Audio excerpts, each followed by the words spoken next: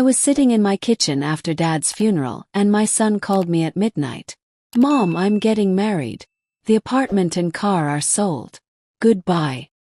His words cut deeper than losing Dad, but I stayed calm. "Okay, honey, but you forgot something," I said quietly. "What do you mean?" he asked, confused. I smiled because the apartment he sold was actually my brilliant plan. Before we continue, please subscribe to Granny's Voice and tell us where you're watching from in the comments. Today's special shout-out goes to Rischina Harris from Birmingham, Alabama. Thank you for being part of our family. Now let me tell you what actually happened. The kitchen felt so empty. As I sat there alone, coffee getting cold in my favorite mug. 3 weeks since we buried Dad, and sleep came in tiny pieces between memories and tears. The phone's loud ring broke the quiet like thunder. Who calls at midnight when someone is still grieving? My hand shook as I picked up the phone. The plastic felt ice cold against my ear. "Mom, it's me." Tommy's voice sounded different. Not warm like before, but cold and far away. "Tommy, sweetheart." I felt happy but worried. "Are you okay? It's so late. I'm calling to tell you I'm getting married tomorrow." The words hit me like a truck. I sat up straight, heart beating fast. "Married tomorrow? But Tommy, you never told me about any girlfriend." "In Las Vegas." Sarah and I decided not to wait. His voice stayed flat and businesslike. "The apartment and car are sold. The money will help pay for the wedding and our new life. My apartment, the one I bought for his future, put in my name to keep it safe. The car I gave him for his birthday, sold." "Sold." My voice came out weaker than I wanted. "But honey, we need to talk about this." "There's nothing to talk about. I'm 26, Mom. I can make my own choices." Each word felt planned out and rehearsed. "Sarah says you've been too controlling, keeping me like a little kid. This is my chance to be free." Sarah says. Course. The coffee maker beeped in the background. Not because I wanted coffee, but because something was changing inside my heart. "Tommy, please. After everything we've been through since Dad died, I need to focus on my new life now." The way he said it hurt so much. "Sarah's right. You've held me back too long. I'm sorry about Dad's death. But I can't let sadness control my choices anymore. 20 years. 20 years since Dad got sick. Since I worked 2 jobs to support Tommy, bought him the apartment, paid for college, helped with his dreams, while my own dreams sat waiting in boxes until Dad couldn't fight the cancer anymore. "Goodbye, Mom." "Fine." The word came out stronger than I felt. "But you forgot one thing." Silence on the phone. Then he sounded annoyed. "What do you mean?" Something inside me had changed during this call. The loving mother he remembered was becoming someone he didn't know existed. Someone who'd spent 20 years working in banks and learning about money and legal papers. A quiet laugh came from my throat, surprising us both. "You'll find out soon enough. Good luck with your wedding, sweetheart." I hung up before he could answer. The room became quiet, except for the old clock ticking and sounds from the street. My heart had slowed down, but something big had changed. I looked at the small picture frame on the kitchen table. Tommy at his college graduation, smiling between Dad and me. 2 years ago when he still called me Mama and meant it. The picture shook in my hands. Tommy at 24 graduation day. His arm around mine while Dad's weak smile tried to hide his pain. 2 years ago he still hugged me like that. Still called me Mama when he was excited. 20 years. That's how long I'd been doing this mostly alone. Dad's voice came back from the deepest parts of my memory. "Promise me you'll take care of our boy. He'll need you more than anyone." The hospital words smelled like cleaning supplies and broken hearts, but I'd held his hand and made a promise that shaped every choice since. "I promise he'll never need anything." Tommy had been 6 then, crying in my arms at the funeral, while I wondered how to raise a little boy while working and grieving. Banking had taught me about numbers, not broken hearts. But love makes you learn fast. Those college years went by in a blur of hard work and sacrifice. Tuition payments that used up my savings. Late-night phone calls about tests and friends and dreams that seem so big when you're 18. Mom, I don't know how to thank you for everything. His voice had been warm then, grateful. Real. Just be happy, sweetheart. That's all I need. I remembered looking for apartments 3 years ago, walking through so many places in safe neighborhoods, imagining Tommy coming home to his own space. The day I gave him the keys, watching him spin around that empty living room like he was dancing with happiness itself. I can't believe this is really mine. He'd hugged me so tight my ribs hurt. Pure joy, the kind that makes hard work feel like a gift. You deserve it.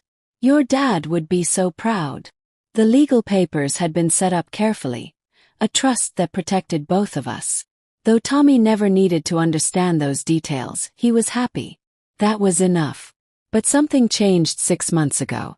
The first time Sarah's name came up during Sunday dinner that felt different, distant.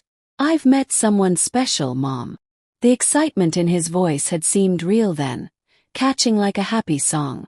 I'd been happy for him, ready to welcome another person into our small family. If only I'd known what Sarah Williams really wanted. Phone calls became shorter. Sunday dinners turned into quick coffee meetings, then excuses about being busy. Tommy's laughter became rare, replaced by quiet anger whenever I asked about his life. Mom, you need to stop being so involved in everything I do.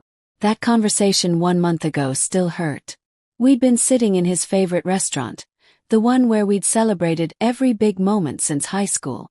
I just want what's best for you. Sarah thinks you're too controlling. Sarah thinks. When had my son's thoughts become someone else's words? The old clock's ticking got louder as memories crashed into tonight's betrayal. My chest felt tight, not from sadness, but from understanding how completely I'd lost him. The son who once thanked me for everything had just sold my gifts to pay for his escape from me. That warm evening 6 months ago started with such hope. Tommy had chosen Mama Rosa's for dinner, the cozy Italian place where we'd celebrated his high school graduation years before. He was practically glowing when I walked in, sitting at our usual corner table with a woman I'd never seen. Mom, this is Sarah Williams. Sarah, my mother, Linda Rivera. Sarah stood to shake hands, tall, well-dressed, confident in that special way. That made my teacher instincts wake up. Her handshake was firm, lasting just a moment too long, her green eyes studying my face like she was taking notes. Mrs. Rivera, Tommy's told me so much about you. The amazing mother who raised such a wonderful son all by herself. Smooth voice, practiced smile. Too perfect. Please call me Linda. And Tommy did most of the growing up himself. Modest and wise. I can see where Tommy gets his best qualities. Tommy beamed, reaching for Sarah's hand across the white tablecloth. Isn't she wonderful, Mom? Wonderful wasn't the word I'd have chosen. Calculating, maybe. Sarah's expensive jewelry caught the candlelight, a diamond bracelet that didn't match her story about working at a coffee shop. Her purse was designer, her shoes looked costly. Either coffee shops paid incredibly well, or Sarah had other ways to get money. What kind of work do you do exactly? I asked, settling into my seat. I help people find their true potential. Life coaching, you might say. Tommy jumped in before I could ask more. Sarah's being modest. She's brilliant with helping people break free from limiting beliefs. That wasn't really an answer, but Tommy's excitement made it hard to push. Sarah seemed to sense my worry, leaning forward with practiced honesty. Linda, you've done an incredible job with Tommy. I have to ask though, don't you think you've been almost too generous? Some people might become dependent on such kindness. The comment hit like a punch. Was she saying Tommy was dependent on me, or was this some kind of test? Tommy's apartment is beautiful, by the way, Sarah continued smoothly. You have excellent taste in real estate investments. There it was. Interest in the apartment. My teacher brain started making a list of warning signs. Tommy squeezed Sarah's arm proudly. Mom found the perfect place for me. I'm so lucky. You deserve everything good in life, Sarah said softly, but her eyes stayed on me. Your mother's very generous. Smart investments in the right properties. The waiter came over, and Sarah insisted on ordering expensive wine. When the check came, she made the right sounds about paying, but her relief when I picked up the bill was obvious. A woman with a diamond bracelet who couldn't afford dinner. Walking to the parking lot later, I noticed Sarah's car, a Mercedes that probably cost more than most people's yearly pay. The pieces didn't fit together, and 20 years of working with people had taught me that when things don't add up, someone is usually lying. "It was wonderful meeting you, Linda," Sarah said. That perfect smile never changing. "I hope we'll be spending a lot more time together." As I drove home that night, every feeling I'd learned in decades of reading people and situations screamed warnings, but Tommy was happy, glowing with that special light that only comes from falling in love. Monday morning came with paperwork and a change I hadn't expected. The nurse helped me gather Dad's final medical bills, chattering about insurance and follow-up payments, but my mind was already thinking ahead. Sitting in the car, watching familiar neighborhoods pass by, I felt something I hadn't felt in years.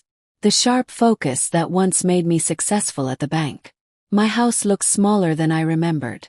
3 weeks of grief had given me a new way of seeing the life I'd been living. Quiet, organized, and empty without Tommy. Now it would serve a different purpose. The first hour back involved simple things. Sorting mail, making tea with hands that still shook a little. But by lunch I'd cleared my dining room table and spread out 20 years of legal papers, like clues in a mystery. The apartment purchase papers told the story clearly.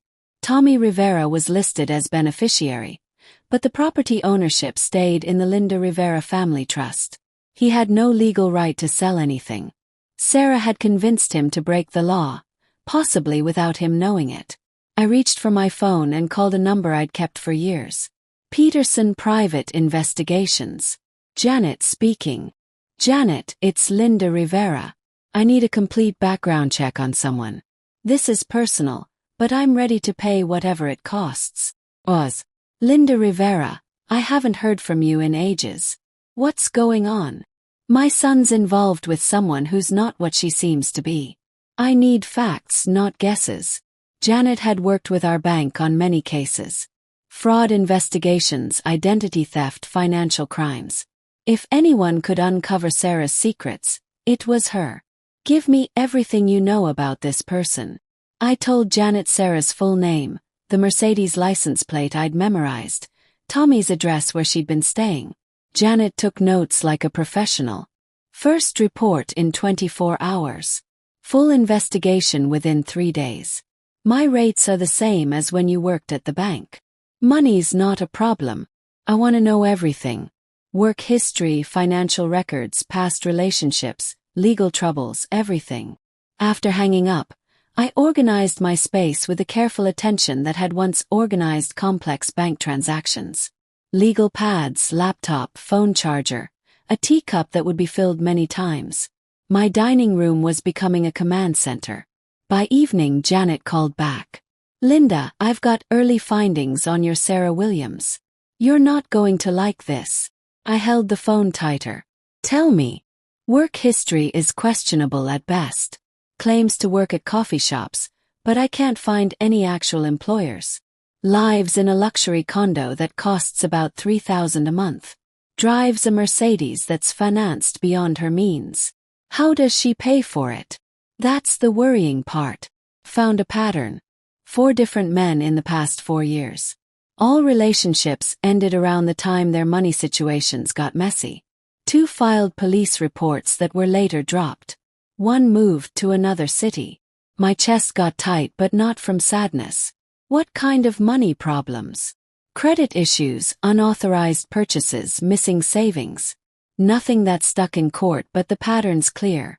This woman's a professional. Keep looking. I need everything you can find. Setting down the phone, I stared at the trust papers spread across my table. Tommy thought he'd gained freedom by selling the apartment. Instead, he'd given Sarah exactly what she wanted.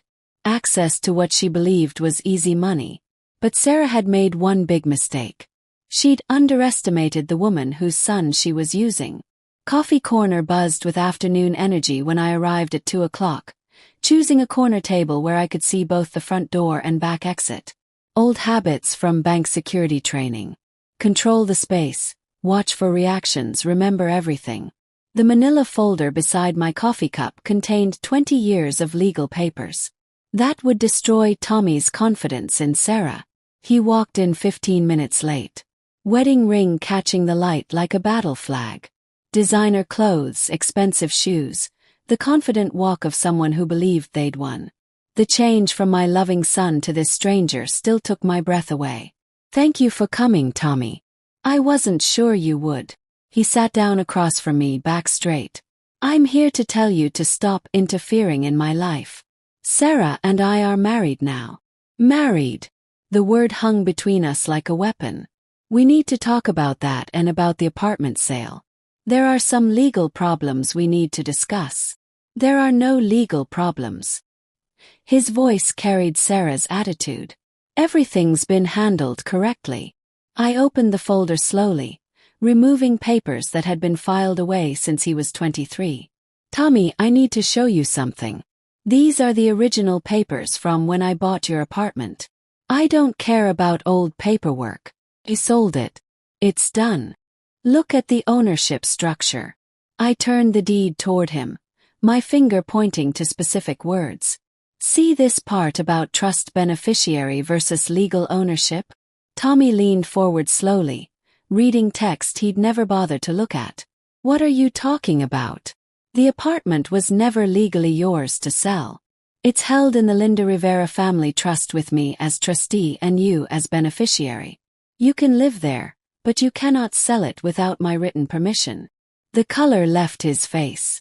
That's impossible. I have the deed. You have a beneficiary document, not an ownership deed.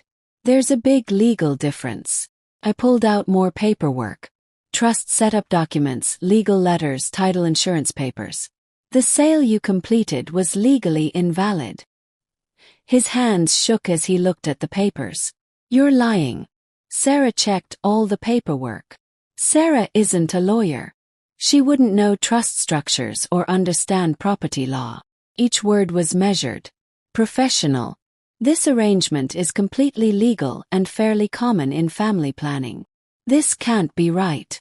Tommy's voice cracked. I signed papers. Money changed hands. The buyers will discover the title problem within weeks. Their lawyers will demand their money back. The title company will reverse the transaction. He stared at the papers like they were written in another language. Why didn't you tell me about this trust thing? Because I trusted you to talk to me about major financial decisions before acting. I set up this structure to protect your interests, not to control you. Tommy's phone buzzed. He looked at it quickly. Probably Sarah wondering about our meeting. Sarah says you've been manipulating me my whole life. Sarah says many things. I gathered the papers carefully. Has she shown you proof of her life coaching business, client contracts, tax returns? That's none of your business. Everything about Sarah Williams is my business now. The professional mask slipped just enough to let him see the anger underneath. You gave a stranger access to what she believed was $500,000 in real estate value. She's my wife. She's a fraud investigator's dream case. I closed the folder. Decision made. But you'll figure that out soon enough. Tommy stood up quickly, chair scraping against the floor. I won't let you destroy my marriage. I don't need to destroy anything, sweetheart. Sarah's already doing that herself. He walked toward the exit and then turned back. What happens now? Now you go home and tell your wife that her payday just disappeared. Then we'll see what kind of person you really married. The next morning I organized my dining room like a battle plan. Trust documents in order by date. Property records cross-checked. Communication histories with Tommy written down and dated. 20 years of working with people had taught me that preparation wins fights, not emotion. My phone rang at 10:30. Janet Peterson, Investigations. Janet, I've got more on your Sarah Williams. You're going to want to hear this. I sat down. I'm listening. Patterns worse than I first reported. 6 men over 10 years, not 4. 3 police reports, 4 civil lawsuits settled quietly, 2 bankruptcy filings that mysteriously went away. This woman's a professional. What kind of professional? The kind who studies targets carefully. Younger men, recent family deaths, financially comfortable but emotionally vulnerable. She's got a system. I made notes carefully. Current financial status. Underwater on everything. Mercedes lease about to end badly. Condo rent 4 months behind. Credit cards maxed out. She needed Tommy's apartment money desperately. Needed. Past tense. Sarah was about to discover her payday had vanished. By noon, Tommy was calling. Mom, Sarah says you can't legally do this. She's hiring a lawyer. Of course she is. Kept my voice calm. Tommy, has Sarah shown you her tax returns, business license, any proof of her life coaching work? Silence, then defensive. We're married. I don't need to see her papers. You just learned you don't legally own the apartment you thought you sold. Maybe it's time to ask some questions. He hung up. At 3 o'clock, a certified letter arrived. Demand for immediate stop of elder abuse and fraudulent property claims, screamed the letterhead from a law office I'd never heard of. The grammar was terrible, the legal reasoning didn't exist, but the aggression was impressive. Sarah's attorney, and I use that word loosely, demanded I immediately stop all harassment of Mrs. Williams' husband and provide proof of legal right to property illegally claimed through manipulation of vulnerable family member. I read it twice, then called Robert Chen, my former colleague from the bank's legal department. Robert, someone's challenging my family trust documentation. Can you look at something? Linda, your trust work was always perfect. What's the concern? I faxed the demand letter. Robert called back in 5 minutes, laughing. This person got their law degree from a cereal box. Elder abuse claim with a trust you established 3 years ago when you were mentally sharp and independently represented. Property manipulation when you've got title insurance and bank records going back decades. Should I be worried? Only about wasting postage on your response. But I wasn't just responding to Sarah's weak legal threat. I was preparing for war. That evening I wrote my reply with surgical precision. Every claim in Sarah's letter was taken apart and destroyed with references to relevant case law. I included copies of the original trust documents, notarized and witnessed, bank records showing the apartment purchase, title insurance confirming clear ownership transfer to the trust. Then I added a paragraph that would keep Sarah awake at night. Please advise your client that any further frivolous legal actions will result in full investigation of her background, financial status, and history with other vulnerable men. We have obtained preliminary information suggesting patterns of predatory behavior that may interest law enforcement. I sealed the letter at midnight, satisfied. Sarah had made her first move. Amateur hour. Janet called at 9 Friday morning with the tone of a detective who'd found gold. Linda, you need to sit down for this. Sarah Williams isn't just a con artist. She's a professional. I pulled out a legal pad, ready to write down everything. Give me names and dates. Michael Torres, relationship March 2019 to August 2020. Construction worker, lost $90,000. David Kim, relationship October 2020 to March 2022. Teacher, lost $120,000 plus his car. My pen moved steadily across the page. Same pattern each time. Fast romance, rushed commitment, gradual access to finances, then disappearance when the money runs out. Both men filed civil suits. Both settled quietly rather than face public embarrassment. Are they willing to testify? Already contacted them. They want Sarah stopped before she does it again. 2 hours later, I spread the evidence across my dining room table like pieces of a puzzle that finally made sense. Relationship records, financial documents, witness statements from 2 broken men who'd fallen for the same charming smile that had captivated my son. At 1 o'clock I called Tommy. We need to meet. I have information about Sarah that changes everything. More legal attacks. I'm tired of this war you've started. This isn't about law, Tommy. It's about Sarah's history, her previous relationships. Silence, then carefully.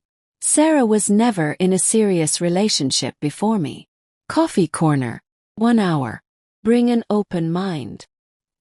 He arrived reluctant and defensive, sliding into the same chair he'd used during our last confrontation. The manila folder between us looked innocent enough, but its contents would demolish everything he believed about his wife. Tommy, I need you to look at these documents. They're difficult, but they're real. More property papers, more legal tricks. I opened the folder and placed the first relationship record on the table. Michael Torres and Sarah Williams. Relationship March 2019 to August 2020. Tommy stared at the document like it was written in another language. This is fake. You had someone create false papers. The second record joined the first. David Kim and Sarah Williams. Relationship October 2020 to March 2022. His face went pale. That's impossible. Sarah told me I was her first serious boyfriend since college. Read Michael's statement. I handed him a typed page. Notice anything familiar about how Sarah approached him? Tommy's hands trembled as he read. I watched his expression change from disbelief to recognition to growing horror. She said the same things to him word for word, the exact same promises about building a future together. Now read David's account. This time Tommy's reaction was physical. He pushed back from the table, shaking his head. No, this can't be real. Sarah loves me. Sarah loved Michael's savings account. She loved David's teaching salary and car equity. And she loved what she thought was your $500,000 apartment. You're lying. But his voice lacked confidence now. I spread out the financial records, the timeline comparisons, the pattern analysis Janet had prepared. Michael lost his life savings. David had to move back with his parents. Both relationships lasted exactly the same time frame, 18 months from meeting to financial devastation. Tommy sat frozen, staring at evidence that couldn't be denied. How long have we been together? 6 months, right on schedule for her usual timeline. He looked up at me with eyes that finally understood. I'm not her husband. I'm her third victim. His phone buzzed. Sarah's name appeared on the screen. Don't answer it, I said quietly. 2 days later, I stood outside the Chapel of Hearts on the Las Vegas Strip, holding a manila folder that would end Sarah Williams' career as a predator. Janet had tracked them here through credit card records.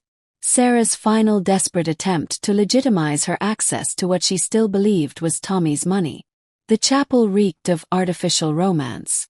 Plastic flowers, velvet curtains, and the lingering scent of too many rushed weddings. 15 guests filled the small space, mostly Sarah's business contacts, who had no idea they were witnessing fraud in real time. Tommy looked handsome in his wedding suit, but his eyes held the hollow look of someone acting against their better judgment. Sarah stood at the altar in an expensive dress she couldn't afford, eager to complete what she thought would be her biggest score. The officiant cleared his throat. If anyone has reason why these two should not be wed, speak now or forever hold your peace. I stepped forward from the back of the chapel. I have information this groom needs before making this commitment. The chapel fell silent. 15 pairs of eyes turned toward me. Sarah's face went white, then red with rage. This is a private ceremony. Sarah snarled. You weren't invited. Tommy, before you sign legal documents, you should know exactly who you're signing with. I walked calmly down the aisle, my folder held like evidence. Tommy stared at me with a mixture of anger and something that might have been relief. Mom, we already discussed this. Sarah explained everything. Did she explain Michael Torres? I opened the folder and placed the first relationship record on the altar. In a relationship with Sarah Williams, March 2019. Gasps rippled through the small crowd. Sarah lunged forward, trying to grab the document. Those are fake. She's trying to destroy us. I calmly placed the second record beside the first.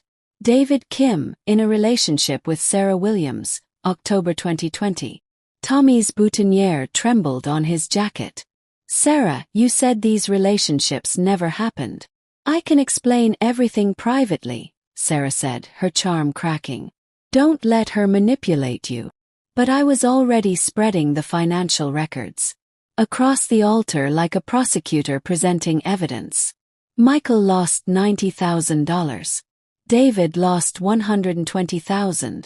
Both men trusted Sarah with their life savings. The wedding guests pressed closer, examining the documents. Sarah's business contacts were quietly backing toward the exits. Tommy, I said gently, read David's statement. Notice anything familiar about how Sarah approached him? With shaking hands, Tommy picked up the typed page. As he read, his face crumbled. She used the same words. The exact same promises she made to me. Don't listen to her, Sarah grabbed Tommy's arm. We can leave right now. Start fresh somewhere else.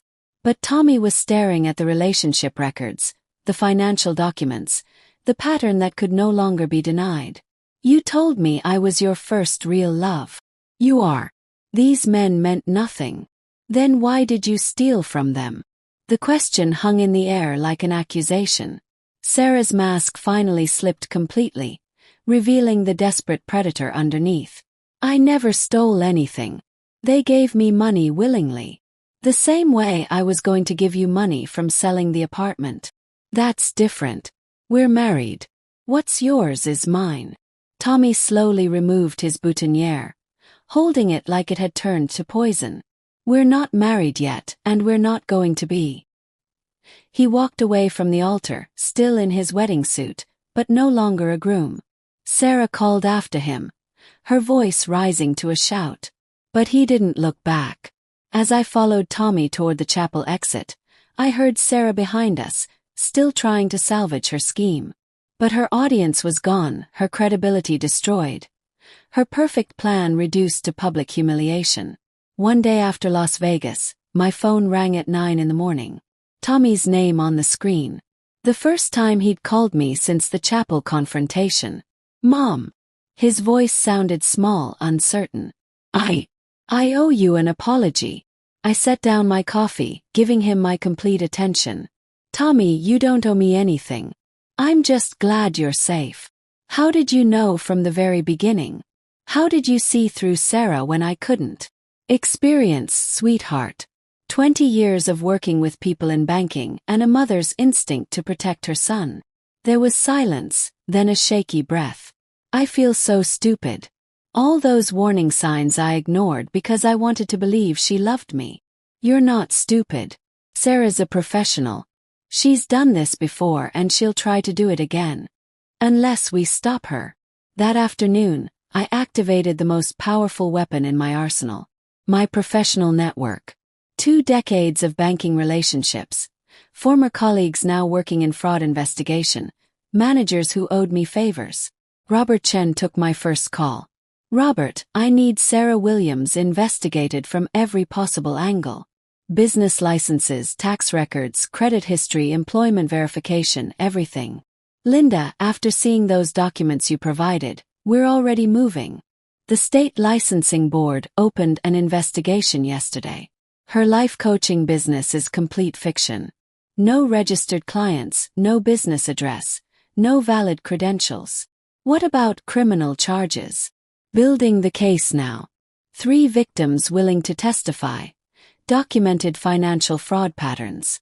The district attorneys interested. By evening, the systematic destruction of Sarah Williams was underway. Credit agencies received detailed fraud reports. Banking relationships were being scrutinized.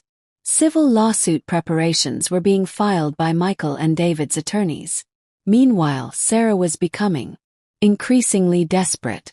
Tommy showed me the texts, the voicemails, the escalating attempts to maintain control. Tommy, don't let her turn you against me. We can still work this out. Work what out, Sarah? He'd responded. The lies, the other boyfriends, the theft? Her reply had grown more aggressive. Those documents were fabricated. Your mother paid people to create false evidence. Stop. Just stop calling me. But Sarah wasn't stopping. Janet, my detective, reported that Sarah had been seen outside Tommy's apartment building, testing door handles, asking neighbors about his schedule. She's escalating, Janet warned during our evening call. Financial pressures mounting. Her Mercedes got repossessed today, and she's 4 months behind on rent. Desperate people do desperate things. I looked out my window at the quiet neighborhood where I'd lived peacefully for 15 years. That peace was about to end. What kind of desperate things? Hard to say, but women like Sarah don't just disappear quietly. They need to blame someone for their failures. And right now, you're the target. Tommy had changed his locks, removed Sarah from any shared accounts, and started counseling to process the psychological manipulation he'd endured. He was reclaiming his life piece by piece. But healing takes time. Sarah, meanwhile, was running out of both time and options. That night my phone rang again. Unknown number, but I recognized Sarah's voice immediately. You destroyed my life, old woman. You destroyed your own life. I just exposed it. Tommy was mine. The apartment was mine. Everything was mine until you interfered. Tommy was never yours, Sarah.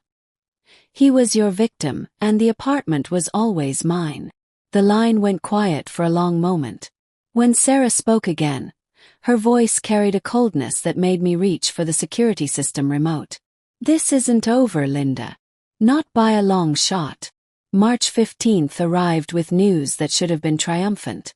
Robert called at 8 in the morning, with an update on our systematic campaign against Sarah Williams. Linda, the Business Licensing Board is investigating. Her life coaching claims are complete fiction. No registered clients, no business address, no valid credentials whatsoever. Excellent. What about the criminal referral? That's where things get complicated. Robert's tone shifted. Sarah hired competent counsel. Very competent. Michelle Santos from Santos and Partners. My confidence wavered. Santos had a reputation for getting fraud charges dismissed on technicalities. How competent? The kind who finds holes in perfect cases. They're challenging everything procedurally. Evidence chain, jurisdiction issues, statute of limitations questions. This could drag on for months. At expected weeks. By afternoon, worse news arrived. Janet, my detective, called with information that made my stomach drop. Linda, we have a problem. Sarah's been visiting Tommy. That's impossible. He blocked her calls, changed his locks. She's persuasive, Linda. Really? Persuasive. My surveillance shows 3 meetings this week. Long conversations. He's listening to her. I drove to Tommy's apartment immediately, using my emergency key. He was sitting at his kitchen table looking tired and confused. Tommy, we need to talk. Mom, you're destroying Sarah out of spite, not protection. The accusation hit like a physical blow. Tommy, she's manipulating you again. Can't you see what she's doing? What I see is you using your power to hurt someone I care about. Someone who stole from 2 other men and planned to steal from you. That's your interpretation. Sarah explained everything. Explained. The word that had preceded every lie Sarah had ever told him. What did she explain exactly? Tommy's eyes flashed with defensive anger. That those men were bitter about relationships that didn't work out. That you paid them to lie about her. That you're so obsessed with controlling me that you'll destroy anyone who threatens that control. Sarah's psychological manipulation was masterful. She'd taken every truth about her crimes and turned it into evidence of my persecution. Worse, she'd exploited Tommy's deepest fear that I was controlling rather than protective. Tommy, look at the evidence. The relationship records, the financial documents, the pattern. Evidence can be interpreted many ways. You have money and connections. Sarah has nothing but the truth. I stared at my son and realized Sarah had won this round completely. Every legal victory I'd achieved had been reframed as proof of my wealth and power being used unfairly. My protection had become control. My evidence had become manipulation. My love had become possession. That evening, Robert called with the final blow. Linda Santos filed a motion claiming selective prosecution. She's arguing that Sarah is being unfairly targeted because of your influence. Worse, they're threatening to subpoena your communications with law enforcement, claiming you're orchestrating a personal vendetta disguised as justice. Can they do that? If they convince a judge that this is harassment rather than legitimate prosecution, yes. And honestly, your involvement makes that argument stronger. I sat in my home office surrounded by 20 years of banking experience and realized I'd made a fundamental error. I treated Sarah like an amateur when she was actually a professional, not just at fraud but at survival. While I'd been mobilizing my network, she'd been studying the system's weaknesses. While I'd been building a case, she'd been rebuilding Tommy's psychological dependence. My phone buzzed. Text from Tommy. Mom, I need some space to figure things out. Please don't contact me for a while. 8th. The one thing that would give Sarah unlimited access to continue her psychological reconstruction of his reality. I'd won the first battle through superior resources and professional connections. But Sarah had won the war by understanding that Tommy was the only prize that mattered and the only battlefield where victory was truly possible. 3 days of silence from Tommy had taught me something crucial about warfare. Sometimes retreat is the only path to victory. Saturday morning found me in a downtown coffee shop, waiting for a man I'd never met, but who held the key to saving my son. David Kim arrived precisely at 9:30, professional in a way that spoke of someone who'd rebuilt his life methodically. Tall, confident, carrying a leather folder that suggested success hard-won after devastating loss. Mrs. Rivera, I'm David Kim. Linda, please. Thank you for coming. I know this isn't easy. He slid into the booth across from me, his eyes sharp with the intelligence Sarah had once exploited. I've been waiting 2 years for someone to ask about Sarah Williams. I want her stopped. Tell me exactly how she operated. Every detail matters. David opened his folder, revealing documents organized with business-like precision. Sarah is methodical. She researches targets carefully. Successful men with emotional vulnerabilities. Recent divorce, death in family, professional isolation. I thought of Tommy after Dad's death, how 6-year-old grief had shaped his need for approval. She told me her ex-boyfriend had destroyed her financially, David continued. Made me feel like I was rescuing her with my love and stability. Tommy mentioned Sarah had financial problems from past relationships. That's stage 1. Stage 2 is the joint account for our future together. Stage 3 is the urgent business opportunity. That requires immediate investment. He spread bank statements across the table. Wire transfers totaling $120,000 over 16 months. How did you finally realize what was happening? When I caught her researching my car value and calculating loan possibilities, David's voice hardened. She wasn't planning our future. She was appraising my assets. What happened when you confronted her? She turned it around. Made me feel guilty for not trusting her, for being suspicious of our love. That's her greatest skill. Making victims blame themselves for her crimes. The pattern was breathtakingly familiar. Sarah hadn't just stolen Tommy's money. She'd stolen his ability to trust his own judgment. David, I need to ask something difficult. Is Sarah planning to disappear? His face went pale. Has she mentioned business opportunities in other states? Life coaching work that requires travel? My stomach dropped. Tommy said something about Sarah considering expansion to Arizona. That's how she left me. Sudden business trip that became permanent relocation. By the time I realized what happened, she transferred everything to accounts I couldn't trace. How long before she typically runs? 16 months maximum. But if pressured, she can accelerate. How long has she been with your son? 6 months. Then you have days, not weeks. When pressure mounts, Sarah doesn't just disappear. She takes everything she can carry. I spent the afternoon documenting David's testimony, cross-referencing his timeline with Tommy's relationship progression. The parallels were terrifying. Every romantic gesture, every promise, every financial request followed Sarah's established playbook exactly. At 3 o'clock, David made a call that changed everything. "Michael, it's David Kim. I'm with another mother whose son is involved with Sarah Williams." He handed me the phone. "Mrs. Rivera," Michael's voice was steady but sad. "I lost everything to Sarah. My savings, my truck, my ability to trust anyone. Don't let her do that to your son. Will you help me stop her? I've been ready to testify for 2 years. Just tell me when and where." By evening, I had what prosecutors call a pattern case.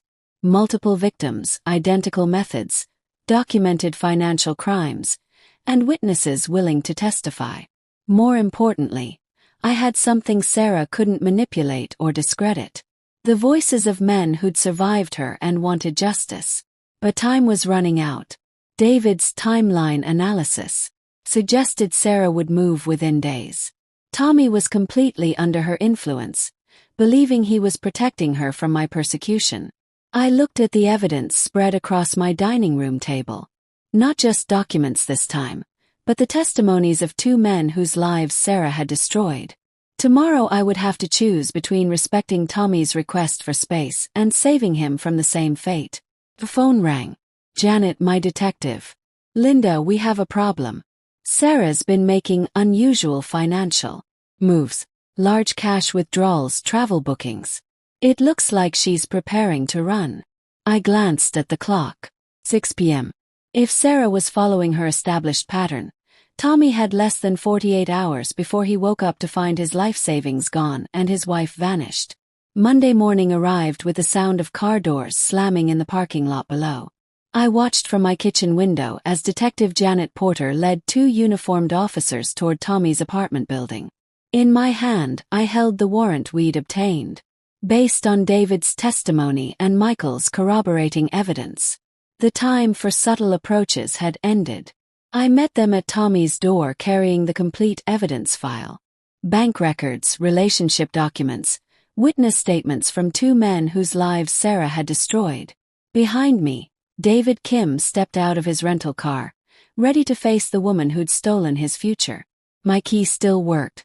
Tommy's shocked face appeared as we entered, confusion turning to horror as he saw the police officers. "Mom, what's happening? Sarah said you were trying to destroy us." "Tommy, I need you to listen to David. He has something important to tell you." Sarah emerged from the bedroom already dressed, a packed suitcase barely visible behind her.